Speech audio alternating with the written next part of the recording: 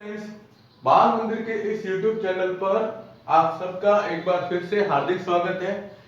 हमने last class के अंदर परमाणु संरचना वाला जो ये पार्ट शुरू किया था उसमें सामान्य जानकारी ली थी कि परमाणु के अंदर उपकरण कौन कौन से पाए जाते हैं, है ना, उनकी खोज किस प्रकार से हुई, उन पर आवेश क्या होता है, उस सब के बारे में हमने डिटेल में देखा था।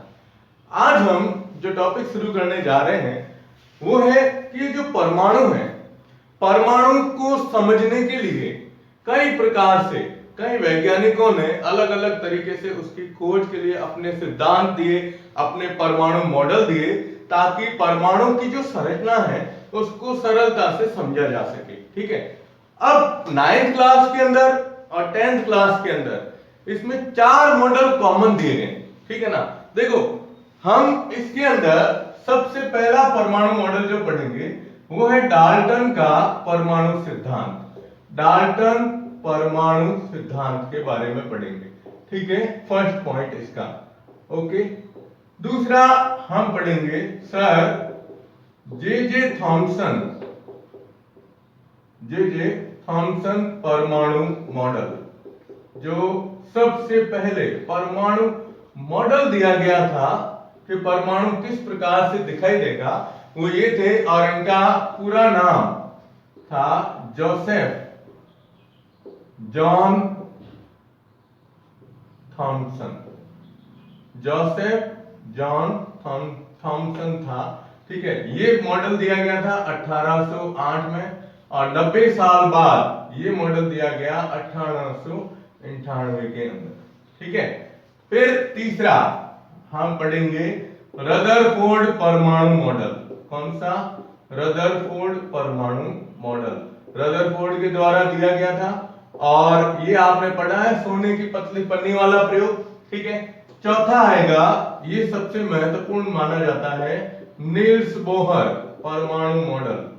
नील्स बोहर या परमाणु मॉडल के नाम से जाना जाता है, नील्स बोहर का परमाणु मॉडल। मुख्य रूप से ये 4 परमाणु मॉडल है, इनकी सहायता से हम परमाणु की जो संरचना है उसके बारे में अध्ययन करते हैं। और लास्ट परमाणु मॉडल आता है जो नाम दिया गया है सोमरफेल्ड परमाणु मॉडल। ये परमाणु मॉडल क्या था, ये मैं आपको अभी इसके बारे में हल्की सी जानकारी दे देता हूं। देखो, ये तो आपके जर्नल पढ़े हुए हैं, हम वापस इसी पार्ट के अंदर इसको वापस रिवाइज भी करेंगे। सोमरफेल्ड जो थे, सोमरफेल्ड ने बताया था आपको, अगर इलेक्ट्रॉनिक विन्यास बताया गया हो तो इलेक्ट्रॉनिक विन्यास के अंदर अपन लिखते थे ना एस पी डी और एफ क्या होते हैं, एस कक्षक, पी कक्षक, डी कक्षक, एफ कक्षक जो होते हैं। तो इलेक्ट्रॉनिक विन्यास में एसपीडीएफ के बारे में पढ़ा गया था। तो एसपीडीएफ की खोज करने वाले जो थे वो ये सोमरफेल्ड थे, और सोमरफेल्ड के परमाणु मॉडल के अंदर यही चीज बताई गई। ठीक है ना, कि भाई क्या होता है, जो कक्षक होते हैं, कक्षकों को छोटे भागों में उपकक्षक के अंदर डिवाइड किया गया था, और उन उपकक्षक के अंदर इलेक्ट्रॉन किस प्रकार से गति करते हैं उसके बारे में सोमरफेल्ड ने बताया था। ठीक है, तो चलो आज हम शुरुआत करते हैं डाल्टन परमाणु सिद्धांत के साथ में। ठीक है, देखो डाल्टन का जो परमाणु सिद्धांत था, आज सबसे पहला पॉइंट अपन लेते हैं। फर्स्ट पॉइंट आता है डाल्टन का या डाल्टन परमाणु सिद्धांत। ठीक है, इनका नाम भी यही है, पूरा नाम अगर अपन लिखते हैं तो पूरा नाम आएगा ये डाल्टन परमाणु सिद्धांत। इनका नाम भी यही था, जॉन डाल्टन। इन्होंने कितने में दिया था, 1808 में अपने परमाणु से संबंधित कुछ सिद्धांत बताए थे।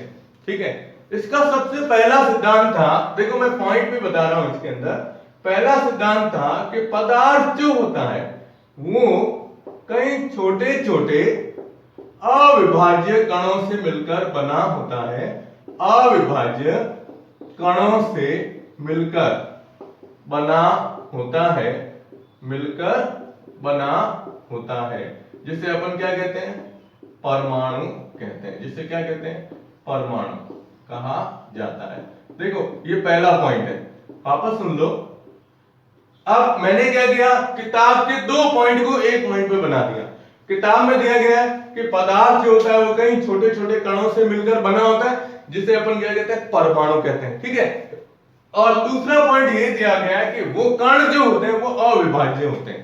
तो हम इन दोनों को मिक्स कर दें, मिक्स करके ये बताएं कि पदार्थ छोटे छोटे कणों से मिलकर बना होता है। वो कण क्या होते हैं, अविभाज्य कण होते हैं, जिसे आगे विभाजित नहीं किया जा सकता, तो उन कणों को हम क्या कहते हैं, परमाणु कहते हैं। पहला पॉइंट इसका सिद्धांत का यही कहलाता है, ठीक है। सेकंड पॉइंट ये कहता है कि देखो परमाणु जो होते हैं वो आपस में जब मिलेंगे तो एक तत्व बनाते हैं। देखो सेकंड पॉइंट ये कहता है कि एक ही प्रकार के, या इसको यूं लो आप, मैं भी इसकी परिभाषा वापस रिपीट करता हूं कि एक ही तत्व में समान प्रकार के परमाणु पाए जाते हैं। समान प्रकार के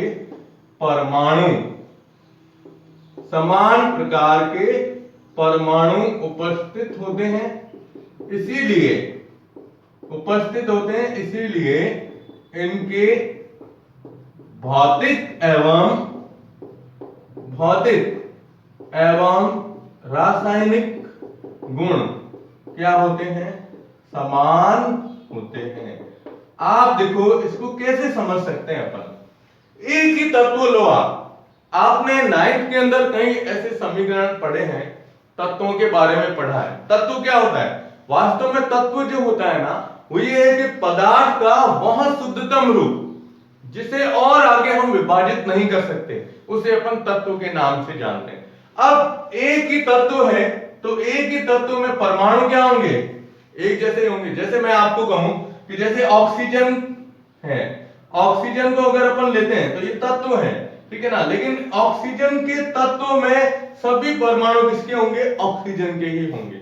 अब सभी परमाणु अगर ऑक्सीजन के हैं तो सीधी सी बात है उनके गुण क्या होंगे, समान होंगे। चाहे भौतिक गुण लो चाहे रासायनिक गुण लो। भौतिक गुणधर्म जो हमें बाहर से दिखते हैं, जैसे आपको ये बताया कि ये पेन है, ये मार्कर है, इसके भौतिक गुणधर्म बताओ, तो आप क्या कहोगे, ठोस है, ठीक है।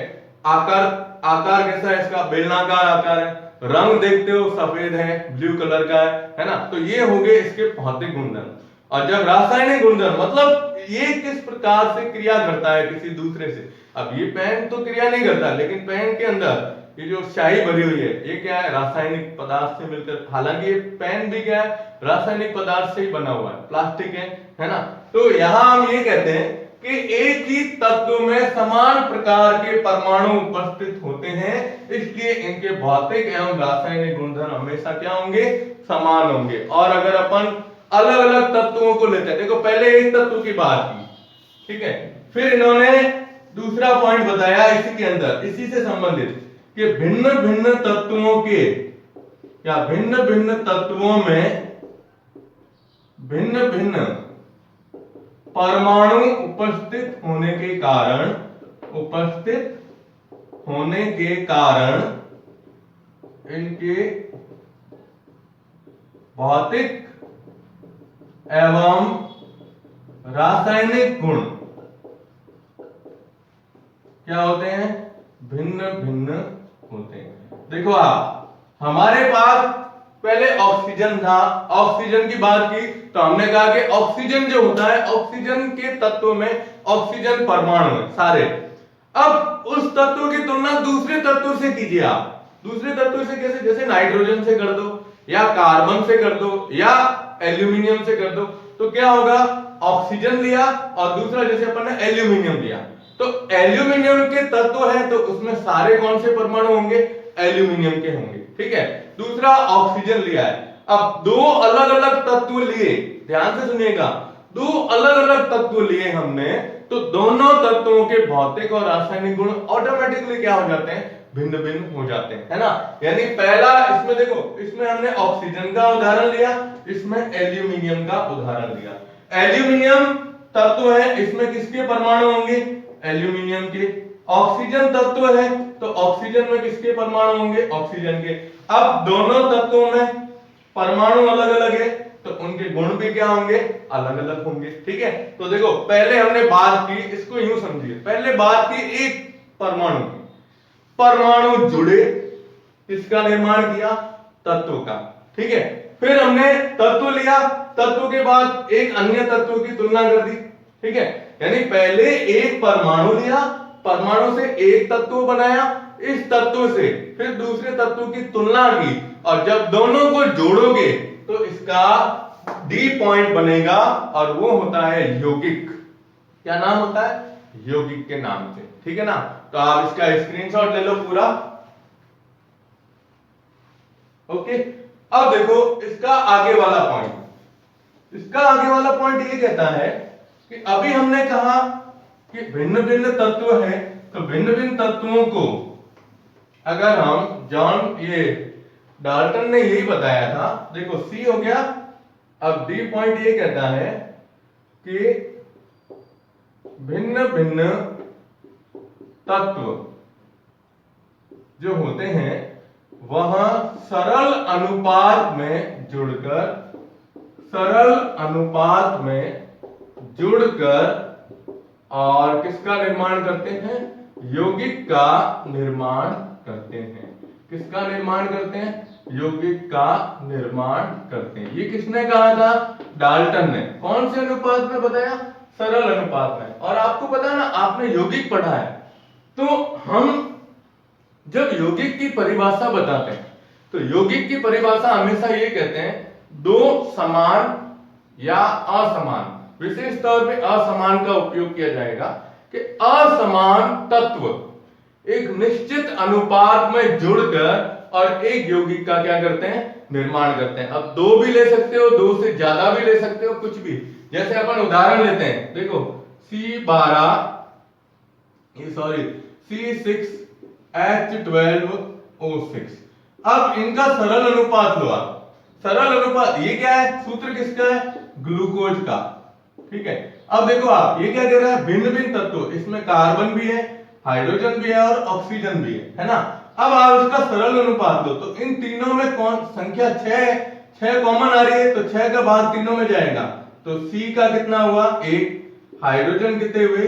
2, ऑक्सीजन कितना हुआ? 1। तो अब इनका सरल अनुपात क्या लिखोगे? 1:2:1। ये आया इसका सरल अनुपात, है ना। ये इस सूत्र का सरल अनुपात है। तो डाल्टन ने यही बताया कि भिन्न भिन्न तत्व सरल अनुपात में जुड़ के और एक यौगिक का क्या करते हैं? निर्माण करते हैं। ये डाल्टन का सिद्धांत था। ठीक है, समझ में आया? अब हम लेते हैं लास्ट पॉइंट इसका। ये कहता है कि परमाणु जो होता है, परमाणु को न तो बनाया जा सकता है, न तो बनाया जा सकता है और न ही नष्ट किया जा सकता है।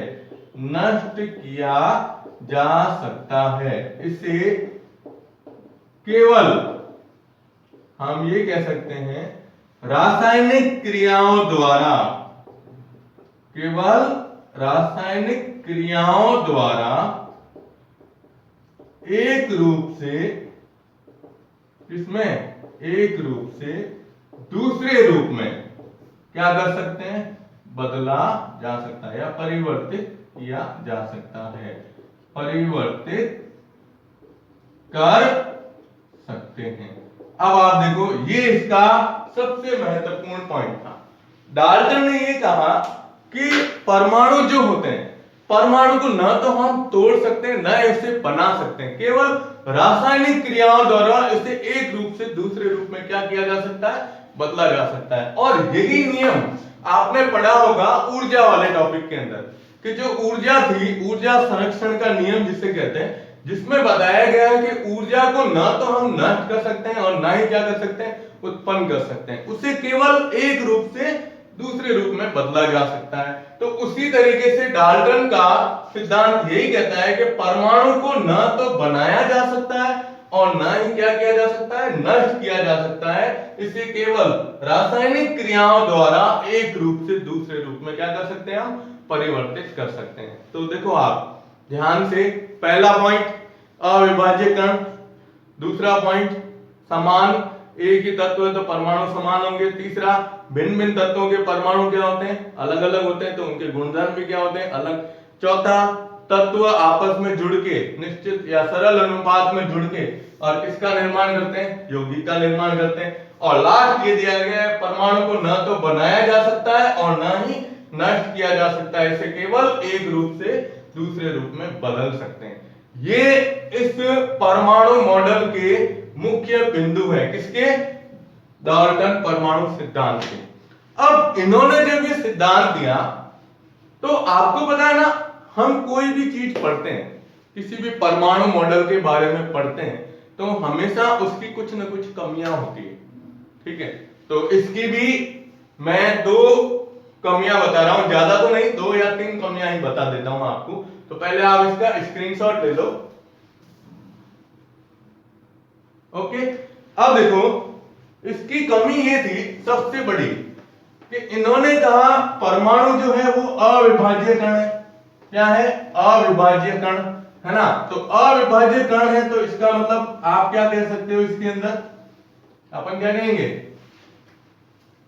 देखो इसकी कमियां मैं 2 बता देता हूं, मॉडल की कमियों में सबसे पहली कमी यही आई कि इसने कहा था परमाणु क्या है, अविभाज्य कण है।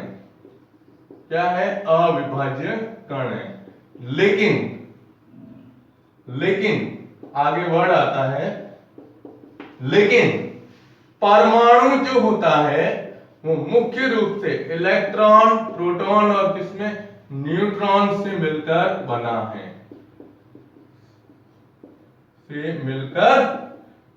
है, इसका मतलब क्या हुआ, समझिए आप, कि हम कहते हैं कि परमाणु अविभाज्य कण है, लेकिन हमने पहले ही पढ़ा है कि इसके अंदर इलेक्ट्रॉन, प्रोटॉन, न्यूट्रॉन पाए जाते हैं। तो इलेक्ट्रॉन बाहर निकल सकता है, निकल सकते हैं ना, इलेक्ट्रॉन त्यागता है परमाणु, तो परमाणु से इलेक्ट्रॉन निकला, यानी उसमें से कण की कमी हुई, तो अविभाजित तो नहीं हुआ, ये क्या हो गया, विभाजित हो गया। न्यूट्रॉन निकलते हैं नाभिक स्नेही और नाभिक, ये जो अपन कह सकते हैं जो बड़ी बड़ी क्रियाएं होती है, नाभिक के विखंडन और संलयन की क्रियाएं होती है, उसमें ये न्यूट्रॉन बाहर निकलते हैं बहुत तेज गति से। तो वो भी इसमें से क्या हो रहा है, परमाणु के अंदर से कण बाहर निकलते हैं तो उसमें ऊर्जा रिलीज होती है, ऊर्जा उत्सर्जित होती है। तो हम ये नहीं कह सकते कि परमाणु क्या है, अविभाज्य कण है। तो इसकी सबसे पहली चीज आपको ये ध्यान रखनी है। दूसरा पॉइंट ये है कि इन्होंने कहा कि तत्व जो होते हैं वो सरल अनुपात में जुड़कर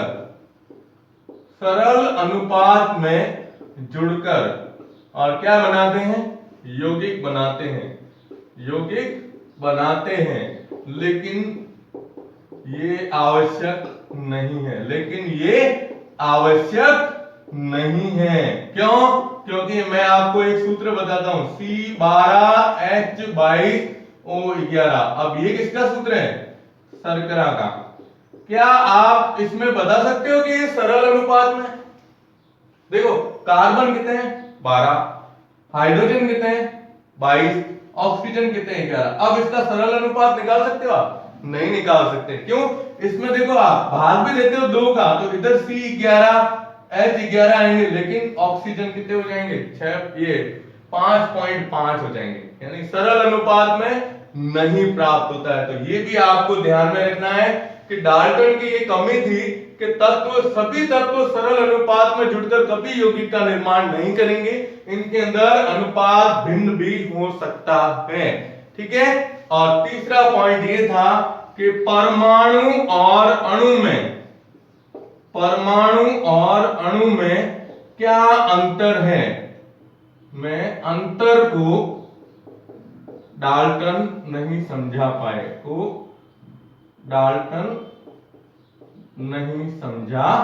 पाए। ये आपको ध्यान में रखना है कि डाल्टन ये नहीं बता पाए कि परमाणु और अणु में हम अंतर कैसे प्रदर्शित कर सकते हैं, या परमाणु आपस में किस प्रकार से जुड़े हुए रहते हैं। परमाणु जुड़ते हैं ना, या परमाणु के अंदर क्या स्थिति होती है। अब देखो ये तो डाल्टन का परमाणु सिद्धांत, ठीक है, तो इसकी ये 3 कमियां आपको ध्यान में रखनी है। ओके, तो आप इसका स्क्रीनशॉट ले लो, ठीक है। और अब हम लेते हैं सेकंड, जो आपने पढ़ रखा है, सर जोसेफ जॉन थॉमसन का परमाणु मॉडल। ये तो आपको बहुत अच्छी तरीके से याद होगा, है ना, क्योंकि सबसे सरल परमाणु मॉडल के अंतर्गत आता है। दूसरा परमाणु मॉडल है, देखो एक हो गया पहला, अब दूसरा लेते हैं अपन सेकंड, वो है जे थॉमसन, ठीक है, जे थॉमसन परमाणु मॉडल। तो जे थॉमसन ने जब ये परमाणु मॉडल दिया था, ये परमाणु मॉडल दिया गया 1898 में, यानी डाल्टन ने दिया 1808 में और इन्होंने बताया 1898, 90 साल बाद आगे, ठीक है। अब देखो आप, इसने ये कहा, इन्होंने कहा कि परमाणु जो होता है, परमाणु को अगर अपन, यदि हम एक धनावेशित गोला बताएं, धन आवेशित गोला जिसकी त्रिज्या बताई गई है 10⁻⁻10 मीटर, कितनी, 10⁻⁻10 मीटर का एक क्या बताएं, गोला बताएं, है ना। तो इसमें ये जैसे गोला है, धनावेशित है पूरा, ठीक है। अब ये क्या है, एक धन आवेशित गोला है और इस धनावेशित गोले के अंदर इलेक्ट्रॉन जो होते हैं वो धसे हुए रहते हैं, यानी ये इलेक्ट्रॉन इसके अंदर क्या होते हैं, इस तरह से धसे हुए रहते हैं। ये क्या है, इसके अंदर इलेक्ट्रॉन है, इलेक्ट्रॉन के ऊपर आवेश क्या होता है, ऋण आवेश, ठीक है ना। तो इन्होंने यही मॉडल बताया कि अगर हम परमाणु को एक धनावेशित गोले के रूप में बताएं, ठीक है, तो इस गोले में हम ये कह सकते हैं कि इलेक्ट्रॉन जो होते हैं वो इसके अंदर धसे हुए रहेंगे, लेकिन इलेक्ट्रॉन और धनावेशित कण जो प्रोटॉन होते हैं, इलेक्ट्रॉन और प्रोटॉन भी कह सकते हो, या धनावेशित कण जो होते हैं, इनकी संख्या समान होती है, संख्या समान, कण की संख्या समान होने के कारण परमाणु क्या होता है, उदासीन होता है। परमाणु क्या होता है, इसके अंदर उदासीन होता है। ये आपको इसके अंदर ध्यान रखना है ना, कि भाई इन्होंने पहले तो ये बताया, फिर इन्होंने तुलना की, प्लम पुडिंग नाम सुना होगा आपने, प्लम पुडिंग मॉडल, यानी इनके परमाणु मॉडल को जो है ना, वो हम क्या कहते हैं, प्लम पुडिंग मॉडल के नाम से जानते हैं। प्लम पुडिंग ये विदेशों में एक केक के रूप में या एक मिठाई के रूप में जानी जाती है, जिसके अंदर ये बताया गया है कि पुडिंग जो होता है, ध्यान दीजिएगा, पुडिंग धनावेशित भाग मानते हैं, धनावेशित भाग माना गया है, और प्लम जो होते हैं, प्लम इसके अंदर धसे हुए रहते हैं, उसको इलेक्ट्रॉन के रूप में दर्शाया गया। किसके रूप में, इलेक्ट्रॉन के रूप में दर्शाया गया था। तो जे थॉमसन ने जिस समय अपना परमाणु मॉडल दिया था, उस समय इलेक्ट्रॉन और प्रोटॉन की खोज हो चुकी थी, और उनकी खोज के बाद ही इन्होंने ये अनुमान लगाया कि परमाणु को अगर अपन एक धनावेशित गोला माने, तो उसके अंदर जो इलेक्ट्रॉन होते हैं वह इलेक्ट्रॉन धसे हुए रहेंगे, इलेक्ट्रॉन के ऊपर आवेश क्या होता है, माइनस। लेकिन बाद में इन्होंने ये भी चीज बताई कि इलेक्ट्रॉन और इनकी संख्या, धनावेशित कण की संख्या समान होती है, इसलिए ये परमाणु हमेशा क्या रहता है, उदासीन रहता है। और इसका मॉडल प्लम पुडिंग मॉडल है। अपने इंडियन के हिसाब से देखते हैं तो बूंदी का लड्डू ले सकते हो या तरबूज ले सकते हो, है ना। देखो आप इसमें जैसे अपने इंडियन मिठाई की बात करते हैं, तो बूंदी का जो लड्डू होता है, देखिए अब इस मॉडल को किससे समझ सकते हैं? पहला तो ये आया उदाहरण, कौन सा? ये प्लम पुडिंग मॉडल के रूप में, ठीक है। देखो आप, फर्स्ट एग्जांपल तो ये आ गया प्लम पुडिंग का, ठीक है। और सेकंड एग्जांपल जो अपन लेंगे, ये फर्स्ट और सेकंड एग्जांपल अपन लेते हैं बूंदी का लड्डू। तो बूंदी का लड्डू जो होता है, इसके अंदर अपन जैसे ये भाग लेते हैं, तो इसके अंदर ये क्या होते हैं, बूंदी के ज्यादातर क्या होता है, बूंदी रहती है ना, ये इस तरह से। अब आप इसके अंदर जब लड्डू को खाते हो, है ना, तो ये भाग, ये बूंदी वाला भाग जो है ना, ये तो होता है कौन सा, धनावेशित। और इनके अंदर जो इलायची के दाने होते हैं, छोटे छोटे इलायची के दानों को अपन इसके अंदर, जैसे मान लो कहीं छोटे छोटे दाने होंगे, है ना, ये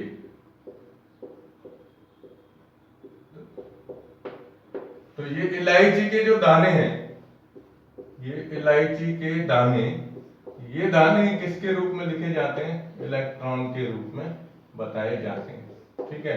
ये बूंदी के लड्डू का उदाहरण बता दो, ठीक है।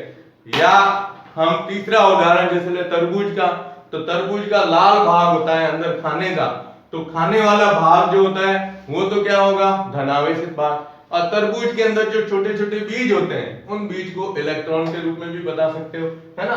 तो ये अलग अलग प्रकार से इसको समझाने का प्रयास किया गया था, किसके द्वारा, थॉमसन के द्वारा। लेकिन थॉमसन ये चीज नहीं बता पाए कि इलेक्ट्रॉन प्रोटॉन की स्थिति किस प्रकार से व्यवस्थित रहती है। इन्होंने तो केवल इतना ही बताया कि भाग पूरा है और उसके अंदर इलेक्ट्रॉन धसे हुए रहते हैं, और इसके बारे में कुछ इन्होंने बताया नहीं। तब आगे थर्ड परमाणु मॉडल जो आया है वो था रदरफोर्ड परमाणु मॉडल। किसका, रदरफोर्ड का, जिसका परमाणु मॉडल सबसे महत्वपूर्ण माना जाता है 10th क्लास के हिसाब से। और नील्स बोहर परमाणु मॉडल आगे दिया गया है चौथा नंबर, वो अपन अब नेक्स्ट क्लास के अंदर लेंगे, तो आप इसका स्क्रीनशॉट ले लो, ठीक है। तो आज हमने दो परमाणु मॉडल पढ़े, पहला डाल्टन परमाणु सिद्धांत और दूसरा कौन सा, जे थॉमसन का परमाणु मॉडल, ठीक है ना। अब नेक्स्ट क्लास के अंदर अपन लेंगे पहला एक लेंगे मुख्य रूप से रदरफोर्ड परमाणु मॉडल, वो प्रयोग क्या था, प्रयोग से क्या निष्कर्ष निकला, प्रयोग के निष्कर्ष के आधार पर परमाणु मॉडल की क्या अवधारणाएं रही, और उन अवधारणाओं के बाद परमाणु मॉडल की क्या कमियां रही, उस पूरे को अपन लेंगे नेक्स्ट क्लास के अंदर, ठीक है। तो बाल मंदिर बाड़मेर के इस यूट्यूब चैनल को ज्यादा से ज्यादा सब्सक्राइब कीजिएगा, और ध्यान रखिएगा ये लेसन बहुत महत्वपूर्ण है, इसको रेगुलरली पढ़िएगा, ठीक है। और कॉपी के अंदर इन टॉपिक को नोट करते जाइएगा। धन्यवाद।